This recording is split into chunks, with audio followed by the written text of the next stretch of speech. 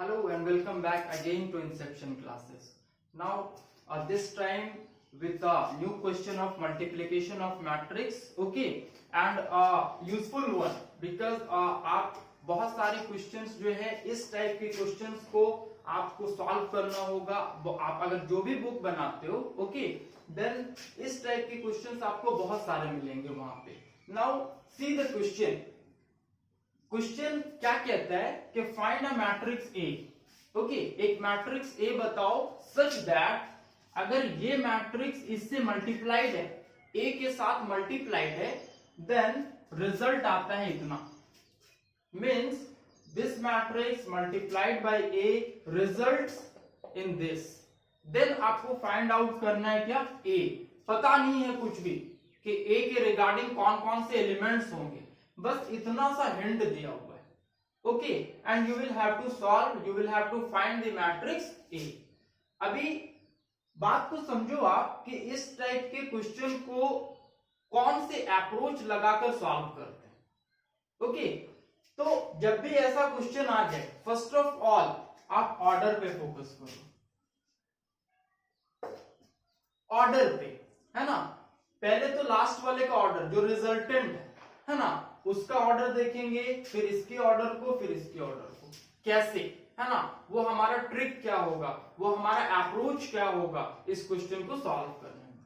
Now अगर आप previous information को थोड़ा सा याद किए हुए, ओके, अगर आपके पास थोड़ा सा प्रीवियस इंफॉर्मेशन है तो याद होगा आपको कि फॉर एग्जांपल अगर कोई मैट्रिक्स होता है m क्रॉस p का, ओके, और अनदर मैट्रिक्स होता है p क्रॉस n का, ओके, मीन्स व्हाट कि अगर दो मैट्रिक्स आपस में मल्टीप्लाई होने का, सॉरी, दो मैट्रिसेस का आपस में मल्टीप्लाई होने का पॉसिबिलिटी वो कब क्रिएट होता है, जब number of column of the first matrix ये इक्वल होता है to the number of rows of the second matrix.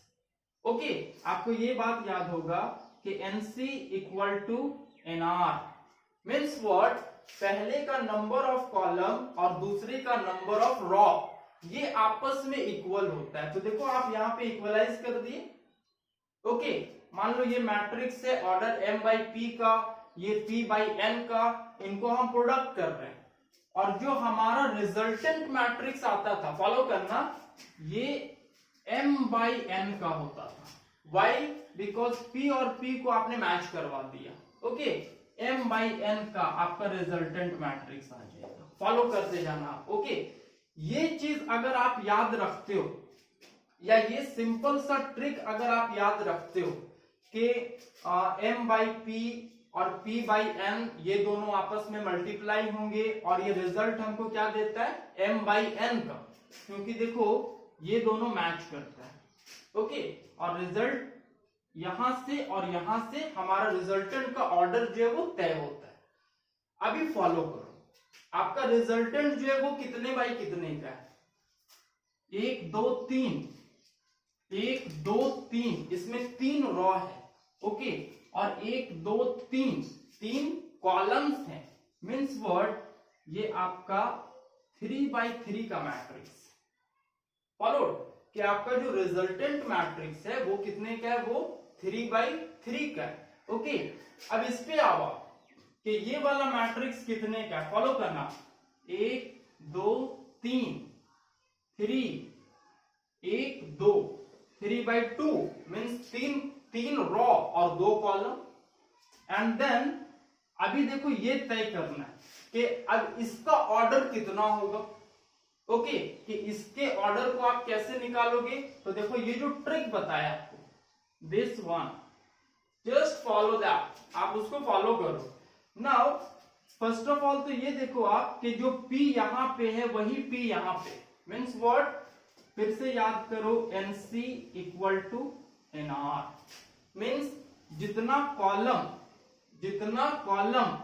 पहले मैट्रिक्स में होगा उतना ही रॉ दूसरे मैट्रिक्स में होगा, मीन्स 2। और अगर उतना आप माइंड नहीं लगाते हो, देन जस्ट फॉलो करो, यहां पे p इक्वल टू 2, तो यहां भी p इक्वल टू क्या आएगा, 2 आएगा। Next one m by n, follow करना, m by n is the resultant matrix. Okay, तो व्हाट विल हैपन, क्या होगा, देखो m तो यहां पे आपको 3 दिख रहा है कि m इक्वल टू 3 ऑटोमेटिकली आ जाएगा वो, है ना, और n कितना हो जाएगा, इट विल बी 3। n कितना हो जाएगा, इट विल बी 3। देखो ये सिंपल सा कॉन्सेप्ट, पहले आप लिखना m by p, p by n gives m by n, एकदम सिंपल सा कॉन्सेप्ट है। p और p आपस में मैच कर रहा है, p एंड p ये आपस में मैच कर रहा है, और वो किसको फॉलो कर रहा है, nc इक्वल टू nr को फॉलो कर रहा है। एंड नाउ अब क्या होता है, आपको पता है कि resultant matrix m by n के होते हैं। Okay, resultant m by n का आ गया। नाउ अब आप देखो इसको, कि रिजल्टेंट कितने का था, दैट विल बी 3/3 का वो है। एंड यहाँ पे p by n को अगर आप फोकस करोगे तो हमको p by n कैलकुलेट करना है, और ये 3/2, दिस इज व्हाट 3/2 ऑलरेडी दिया हुआ है।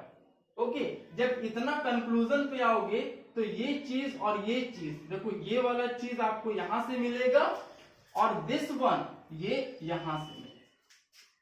फॉलोड। ओके, नाउ इसका फायदा क्या हुआ कि क्यों हम इतना ब्रेन को अप्लाई किए, क्यों हम ए का ऑर्डर को फाइंड आउट किए, बिकॉज अगर आप ऑर्डर फाइंड आउट नहीं करोगे then how to calculate the elements of a matrix, how to know कि कितने नंबर ऑफ एलिमेंट्स जो है उस मैट्रिक्स में आते हैं। फॉलोड। तो जस्ट सी, अब आपको ये पता चल गया कि इस मैट्रिक्स का ऑर्डर कितना होगा, दैट इज 2/3। इस मैट्रिक्स का ऑर्डर कितना होगा, 2/3। एंड नाउ अब ये चीज पता करने के बाद आप क्या करो, ऐसा let matrix A equal to 2/3 में कौन कौन से एलिमेंट्स, ओके मान लो A B C D E F, ये मान लो 2/3 का मैट्रिक्स, एलिमेंट्स आपको पता नहीं है, एलिमेंट्स पता नहीं है। देखो 2 रॉ और 1 2 3, आपने आर्बिट्ररी एलिमेंट्स मान लिया कि हाँ भाई दिस आर द एलिमेंट्स, आपको पता नहीं कि एलिमेंट्स कौन है, बट लेट कर लिया, मान लिया। Now go for the multiplication, जो क्लू दिया हुआ है। ओके, अब उस पे फोकस करो आप, ऐसा। नाउ यू कैन राइट, ऐसा लिखना आप, 2 1 -3 -1 0 4 मल्टीप्लाइड बाई, देखो आपने ए को क्या क्या क्या अभी लेट किया था आपने, A B C D E F, just see, ये A B C D E F equal to, इसको आप उतार दो, -1 -8 -10 1 -2 -5 9 और 22 एंड देन 15, ये आपका प्रोडक्ट है।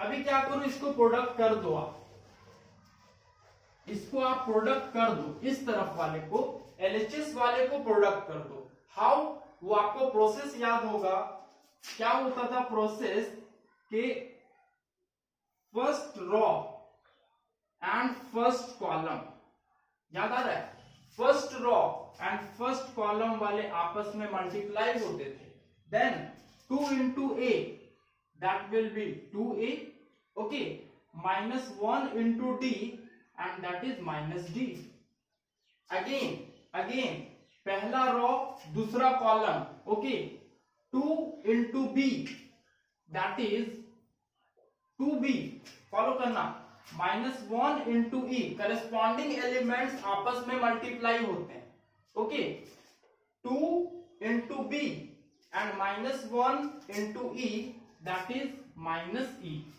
again 2 into C, that is 2C, and -1 into F, that is -F, followed, okay, first row first column, first row second column, first row third column, ये पहला रॉ का खेल खत्म। Now second one, 1 and 0 follow करना। Second row पहला column देखना आप, 1 into A it will be A and 0 into D 0. Okay, this you can write A plus 0. Second one, 1 0 BE, just follow करना, 1 into B 0 into E 0, and the next one 1 into C, that is C, and 0 into F 0. Is it? Now क्या करते हो आप, second row पहला column, second row दूसरा column, and second row तीसरा column. Now third row,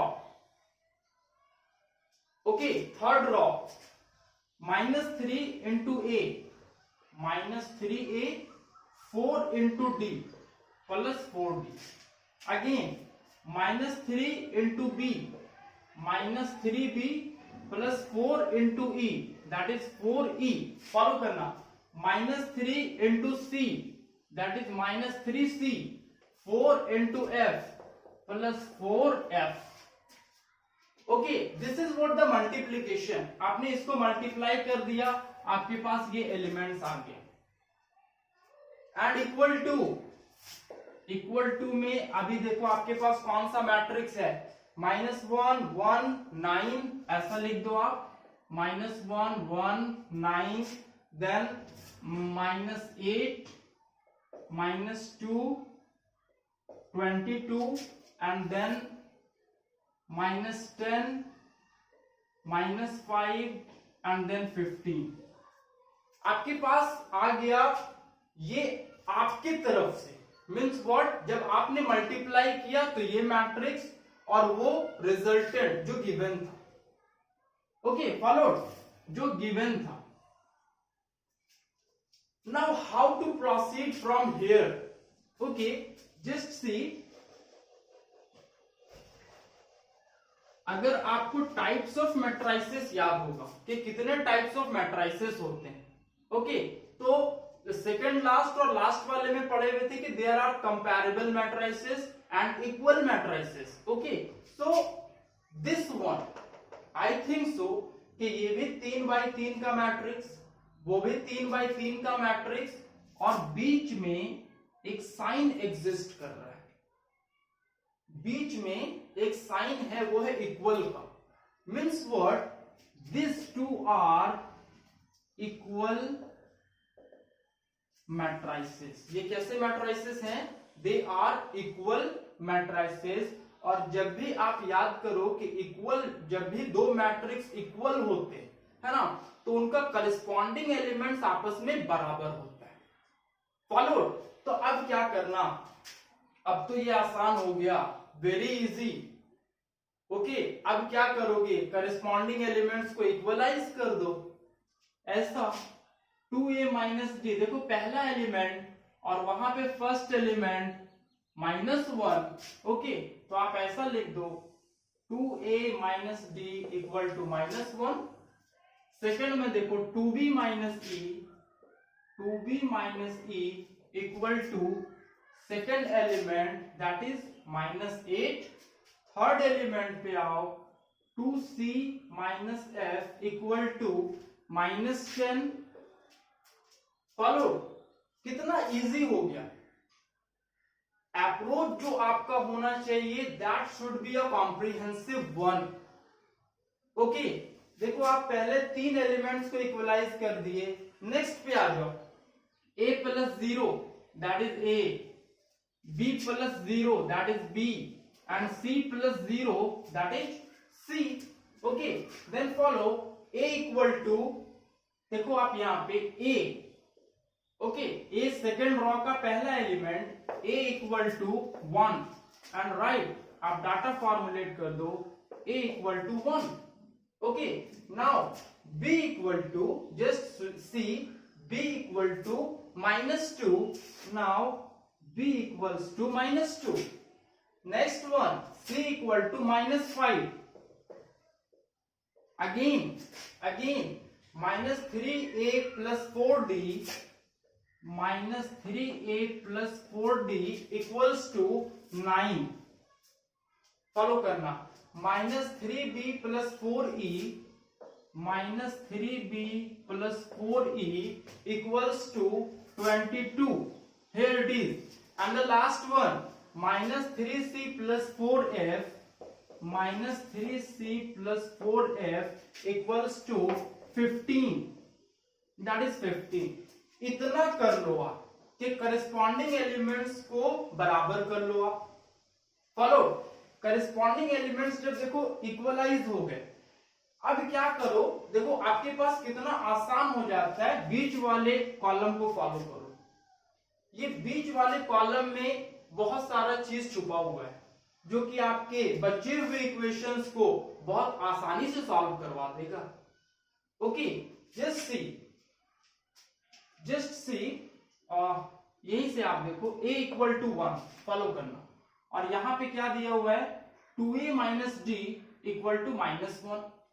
okay, अगर आप इतना कर लेते हो तो फिर फाइनली क्या करोगे आप, देखना कि a = 1 फॉलो करना और 2a - d = -1। Just right 2a - d = -1, then a = 1 यहां पे पुट अप कर दो, 2 × 1 - d = -1। इससे क्या फायदा, आपको d का वैल्यू मिल जाएगा, राइट 2 × 1 = 2 -d = -1। इसको इधर शिफ्ट करो, इसको इधर शिफ्ट कर दो आप, तो 2 + 1 = d और d = फॉलोड। ओके, आपको d का वैल्यू मिल गया।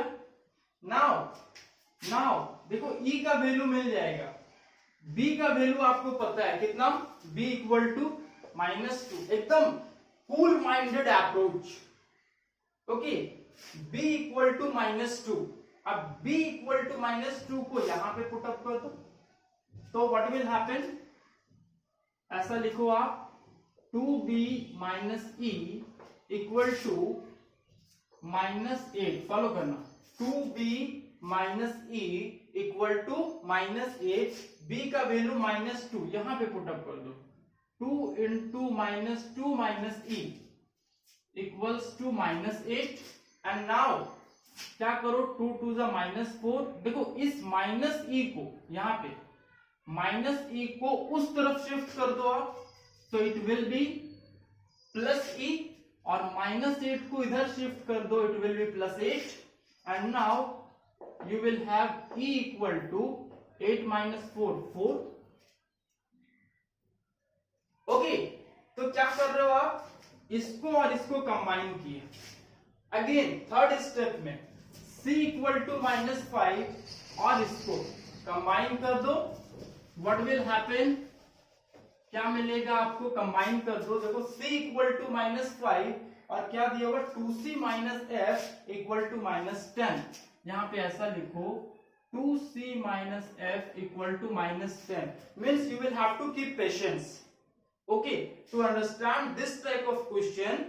इस क्वेश्चन को समझने के लिए you will have to keep patience कि each and every step, her step में आप क्या कर रहे हो। ओके, जस्ट सी 2c - f = -10, c = -5, c = -5 रख दो आप, -f = -10। फॉलो, c = -5 आप यहां पे पुट अप कर दिए, and now c = -5, that is 5 to the 10 - 10, then -f = -10। oh, what will happen, -10 and -10 will be cancelled out, and now -f = 0। Follow करना, और this will lead to f = 0। क्या मिल गया आपको, f = 0 मिल गया। तो अभी देखो क्या क्या एलिमेंट्स आपके पास मिल गए। अभी जो बोर्ड में जितना लिखा हुआ है जस्ट फॉलो करना, d मिल गया आपको, e मिल गया,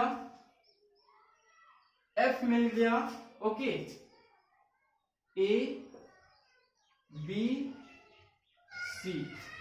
अभी आप क्या कर सकते थे, अगर आप इस इक्वेशन को यूज नहीं करते और इसको यूज करते, तब भी क्या मिलता, डी ई एफ, और यही वैल्यूज आते। ओके, तो अभी गौर करो, आपके पास A B C D E F, all the 6 values you have. Now you can write ऐसा, देखो आप एक बार इसको समराइज कर दो। Okay, A equal to 1, B equals to -2, C equals to -5, then d equal to 3, e equals to 4, and f equal to 0. All these 6 elements you have got. Now the matrix. What should be the matrix? Matrix जो था आपका वो कुछ ऐसा था। अगर matrix आपको याद होगा तो it will be of the form A B C D E F. Okay, ऐसा A equal to A B C D E F, जो आपका स्केलेटन मैट्रिक्स था, जो स्केलेटन में था। ओके, ये वही मैट्रिक्स है। अभी देखो, जहां जहां पे ए और बी का वैल्यू, सी का वैल्यू है, वहां पे पुटअप कर दो। Just A equal to 1 -2 -5, then 3 4 0। This is what your required matrix. ये आपका रिक्वायर्ड मैट्रिक्स मीन्स व्हाट, जो प्रोसेस आप सीख रहे हो, फर्स्ट ऑफ ऑल जानना कि ये कंक्लूजन जो अभी मिला हमको, जो कि ए बराबर फाइनल कंक्लूजन तक पहुंच गए, A B C D E F वैसे अननोन थे, मींस 6 वेरिएबल थे। ओके, जिनको कैलकुलेट कर पाना, जिनको फाइंड आउट कर पाना मुश्किल था, बिकॉज एक इक्वेशन में 6 वेरिएबल्स आ रहे थे।